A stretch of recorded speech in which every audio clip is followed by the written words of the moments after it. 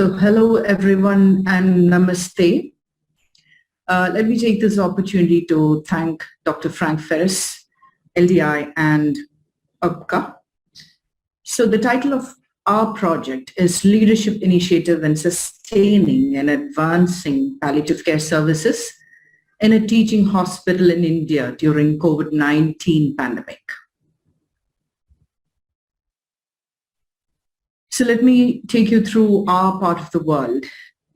On the globe, this is the Indian Peninsula, and Kochi is known as the Queen of Arabian Sea.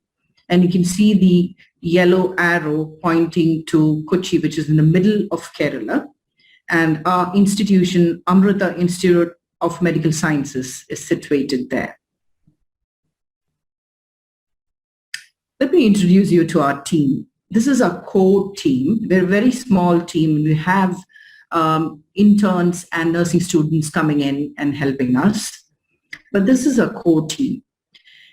From one end, it's Dr. Rajashree. She's an anesthetist by training, and she has had 20 years of experience as a palliative care consultant. She's a big asset to our department. Next to her, you see our staff nurse, Ajisha. She's a trained palliative care nurse, and she takes part in our academic activities in the departments along with doctors. She also teaches in the nursing college at our institution. Next to her is our young doctor, Dr. Arun. He has done his MBBS and has done certificate course in palliative care. But I must say he's a backbone of the department because he's quite experienced in the past couple of years. He is definitely trying for his post-graduation. And next to him is our nursing assistant, Shiji. Without her, our department will not run. She is in charge of the narcotic drugs registry. She dispenses morphine, oral morphine to our patients, and she maintains the departmental logistical activities, IT-related queries, etc. And next to her is myself. So that is our team. Let me take you through a virtual tour of a hospital. This is the hospital entrance, Amrita Institute of Medical Sciences, Kochi, Kerala. This is the main corridor leading to Department of Palliative Medicine. You can see the board hanging from the roof, which shows all different types of oncology departments, and we have pain and palliative medicine written there in English and in Malayalam, which is the native language in my part of India. This is the outpatient corridor way to our outpatient department. Just a glimpse of our inpatient area. This is the general ward. We do have different kinds of wards, private ward, AC ward, and general ward, etc., depending on how people want to book themselves into the hospital. So let me take you through this project that we implemented. I'll be taking you through background, aim, methods adopted, results, leadership skills, and conclusion. So when we talk of background, COVID-19 struck us unexpectedly. And I think none of us were prepared for what it was going to ensue in terms of healthcare, our life in general, our travel. Everything was affected. Our food supply in different parts of the world even. It was affected. So it has affected about 180 million people so far, with 3.91 million deaths recorded. In India, about 30 million people have been affected, with 0.3 percentage of million deaths recorded in India. During this time, when COVID first struck, the first wave came, patients stopped coming to the hospital, and they were very afraid to come to the hospital, especially people with chronic diseases like cancer, because they were scared, they are immunosuppressed, and they're going to catch the infection. So a lot of people deferred their chemotherapy, a lot of people ended up with lots of palliative care needs, and we were missing all these patients.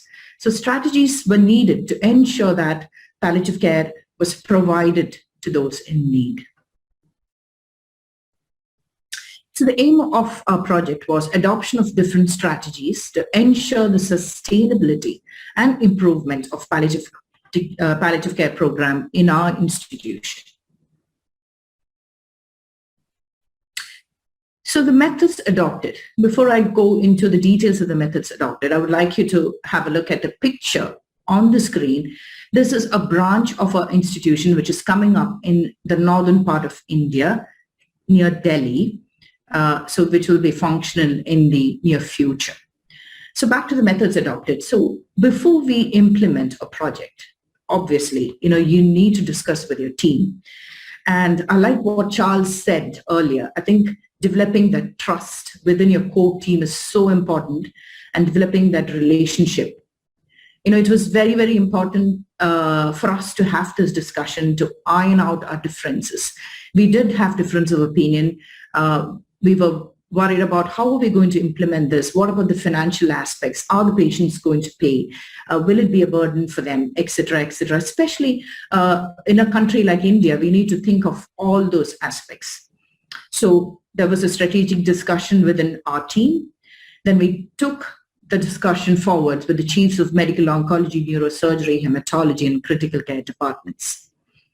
And we decided that palliative care consultation for all admitted patients under medical oncology and hematology at least once during their admission was put in place. So when they come for chemotherapy, they would be seen at least once. And that became a routine. Every cycle they come, we go and check upon their symptoms and other social aspects or even spiritual aspects. We started attending weekly tumor boards with neurosurgery department, which came into force just around that time. And we continued that with online tumor boards when it was impossible to be in the same room with so many people around. So teleconsultations became the norm, and online tumor boards and academics was put in place, even with more force.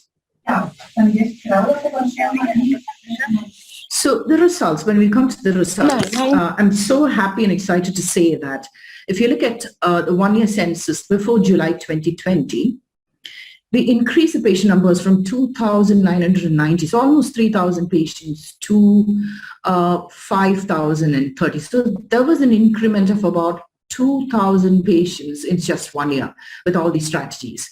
It's a simple thing that we put in place, but it really worked wonders. I'm so happy to say that.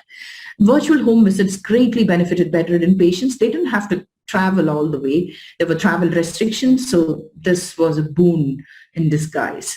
So early integration of palliative care became a possibility. I'm very happy and very excited about this because, all these patients, when they were referred to us, probably they were in the last stages and they would look at us as messiahs of death, So when they started seeing us regularly, their fear of palliative medicine, I would say, came down drastically. Each time you go there, they would say, oh, hello, doctor, last time you gave me this medicine and, the pain is better. And this time I'm okay, so I don't need any medications, and off we go to see the next patient. So this was very crucial.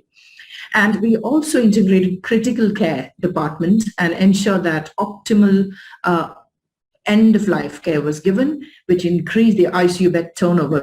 Mind you, as we know, COVID-19 with ICU beds, it is a real tragedy to say that some of the patients had to be turned away because there were no ICU beds available.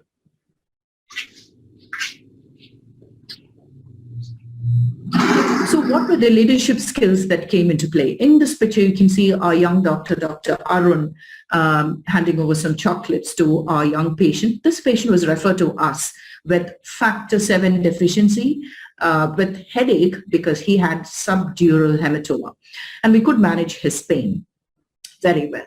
So what were the collaborative leadership skills that came into play? Let's look at it one by one. So teamwork with collective decision-making, conflict resolution within the team. I'm sure this was possible because everyone worked towards patient-centeredness, patient care, which is very important to each and every person in our team. So, and it worked wonders, So negotiation skills with other teams, of course, that had to be done. Networking skills by participating in tumor board. When we are participating, when we're discussing about different patients, we would say, would you like to refer this patient to us because he's got or she has got severe pain, or probably this patient is going towards end-of-life care if your therapy is not going to work. And last but not the least, I must say that we make it a point to celebrate together, or even the smallest of achievements. Somebody has gone and presented, taken a good class, we make it a point to appreciate, pat ourselves on the back and move forward, because we have things to pull us back with regards to patient stories. We get boggled by listening to their stories. What else can we do to improve their lives? So, and I think we need to emphasize here what Charles said, because relationships with patient, make it with your colleagues. I think it's a very important message that he said. So leadership skill is very much needed for that. So in conclusion, leadership skills go a long way in achieving successful implementation of a clinical program. I'm very happy and proud to say that this integrated program provides continuous care for more patients than before, I must say, before COVID.